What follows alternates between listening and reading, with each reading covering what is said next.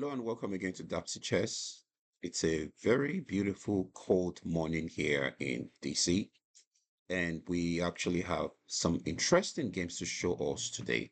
Now, this tournament was played, I think, on the 6th of February 2025 between a number of African players in the diaspora and a number of countries were represented here.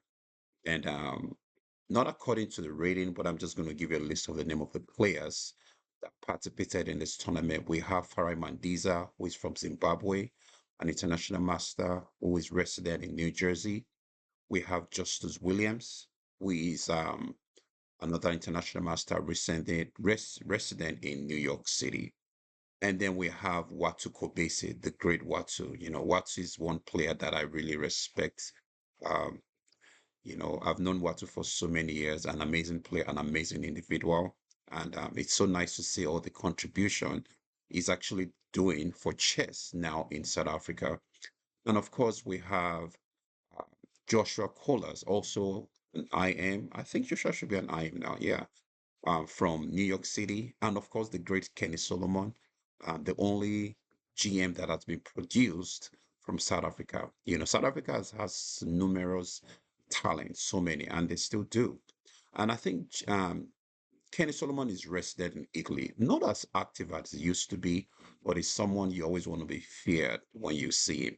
And of course, we have Tunde Onakoya, the Chess in the Slum CEO, who is also not a bad player himself, even though he's really giving his time a lot to, um, helping kids, through the game of chess, giving them opportunities through so many ways, how they can become someone through the game of chess, learning the principles, learning the discipline behind the game of chess. Of course, the other player is Nigerian. And then we have Goodness Ekunke, another Nigerian player, very young guy. I think it's about 12, 13 years old. And yeah, Goodness is from Nigeria, Bayelsa, he lives in Bayelsa State. And then we have Tercy Ferdinand, who is also the Nigerian player, the current Nigerian national champion. I think Tercy is like, I think it's 15 years or less, if I'm not mistaken. Yes. Tercy, another Nigerian player, very, very cool, active player. And also we have Tani Toluwa, a Nigerian, although now an American, who is very fast. I mean, he is fast growing, both physically and chess wise. Tani is a really ferocious player, and I like the way he plays. He when he plays, he doesn't take prisoners. So, um, yeah. So these are the players. I think there's 1, 2, 3, 4, 1, 2, 3, 4, 5, 6, 7, 8, 9. So 10 players. This was an all play all. That means it's a round robin. And I think the time control was I think 10 plus 2. So and the game started, like I said, on the 6th of February, and we're going to get right into the games. Very, very interesting games here, I'm going to tell you. So the first game we're going to go through is the game between Farai Mandhiza and Tunde Onakoya. Farai was on the white side, Tunde was on the black side. So the game started with them with D4.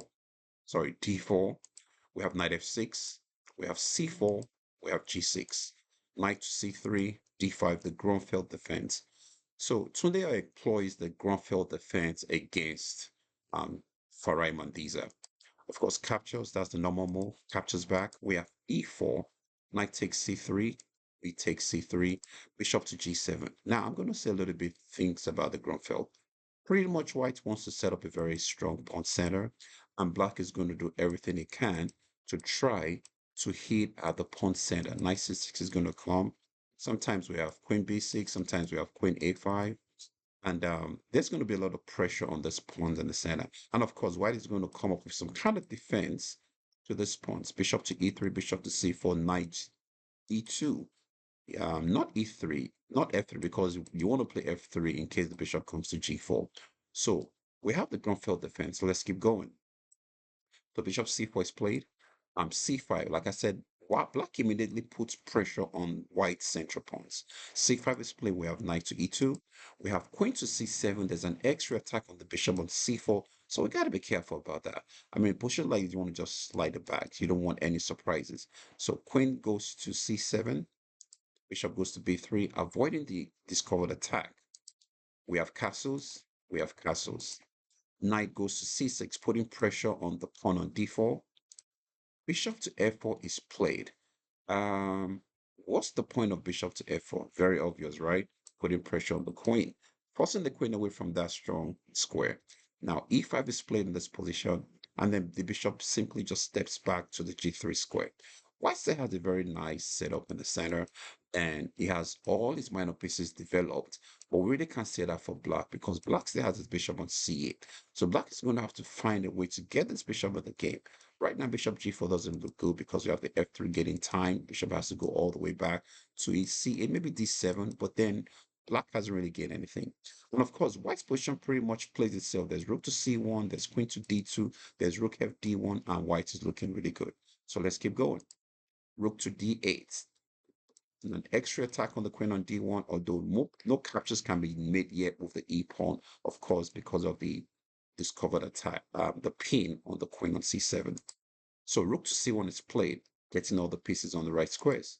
Queen goes to e7, getting away from the pin. Now it's pretty much threatening to capture the pawn. So what does white do here? White says, you know what, I'm just going to close the center right now, since there is no way I can exploit the fact that queen is still on c7. So d5 is played. We have knight to a5. Bishop to c2, it preserves the bishop, keeps the bishop alive. Knight to c2, bishop to c2, b6. B6 is a good move, apart from the fact that you're protecting your opponent c5, you also have an opportunity to bring the bishop to the a6 square, trying to put some pressure on this diagonal. So f4 is played. Immediately, Farai strikes with the move f4. What's the point of the move f4? Um, of course, trying to open up some lines against the black position. Trying to open up some lines against the black position. And we have knights to e2, moving forward, trying to keep an eye on some squares in white's territory. I mean, there are no immediate threats right now, or is there? Yes, there is one. There's 93. So we got to do something about that. 93 is coming to give a family fork here. So we don't want that to happen. So what does white do here? So white plays queen to d3. Attacks the knight, protects the pawn, the square, e3. So b5 protects the knight on c4, makes sure the knight stays on c4, and of course it's a very good square for the knight. But the backlash to the move c4, b5 is the move, keeping the pawn on on c5 a little weak, because now the queen is going to require to defend the pawn on c5. But then if your queen has to be the one defending the pawn on c5, you don't want your queen, your heavy pieces, to be tied down to the defense of a pawn. So h3 is played, and I think the idea of h3 is, of course, to stop the bishop from coming to the square g4, which would have been a very active square for the bishop. h3 is played here. We have knight goes to d6, trying to create a blockade from the pawn on d5. Anytime you have a pass pawn, the best thing to do is to put the blockader on front of the pawn. And what best piece do you have, or do you need to create a blockade than the knight? So knight goes to d6. We have queen to e3, threatening the pawn on c5. Knight goes back to c4, putting pressure on the queen. Queen goes to f2, still keeping an eye on the c5 pawn, putting pressure along the diagonal. So black has to be really careful in this position in case the position opens up. Although we can say that black still has to find a way to solve the problem of the bishop on c8. And of course, the rook on a8 is not even in the game right now. So knight goes to d2, rook to d1, rook fd1, d2, pretty much trying to create some play, trying to, force white to do something. So rook fd1, captures on f4, queen takes f4, threatening the knight on d2. We have knight goes back to c4, and then bishop to g5. White is making some headways here. Now, based on the capture that just happened, white has been able to free his pieces, his position a little bit more than black. Like I said, black will still have to be worried about the the bishop on c, which is really not doing much right now. So we have f6, bishop goes back to f2, putting pressure on the pawn on c5. That means this queen has to maintain the protection of this pawn on c5. So we have g5. Now, I don't really like the move g5. I mean, obvious reasons. With the move g5, your bishop is not really looking good. We don't have anything. And with the move g5, you're creating a lot of weaknesses around your king's position, especially the light squares. So I'm not so sure if that would have been a good move played by Tunde. So queen goes to g3. Then we have f5. Now, we cannot capture here because he2 is hanging. So Black is still trying to find something to do, trying to make something happen in this position. Let's see how this game comes about. So we have d6. That's a very strong move. The idea of d6 is to, number one, open up more lines. You know, this is an active rook. If I can trade off this active rook and then get this into the game, I mean, whites will have a very good position.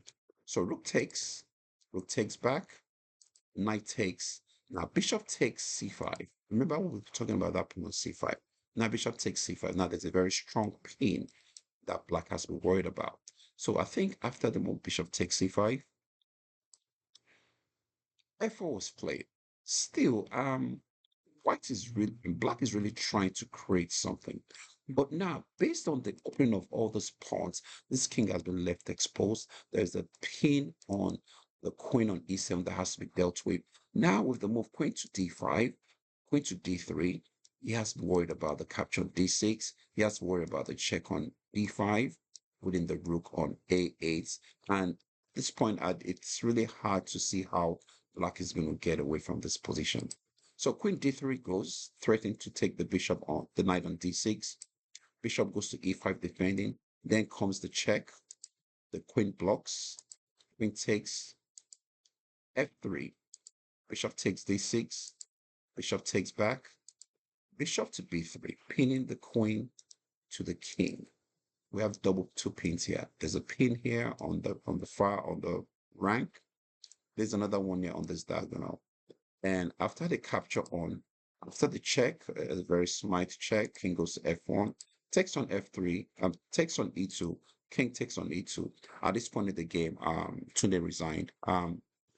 It was interesting that if you look back at this position, the bishop on c8 never got into the game. Of course, the rook on a8 never got into the game. Actually, was captured. So when this game started, black actually had to find a way to get his light square bishop in the game.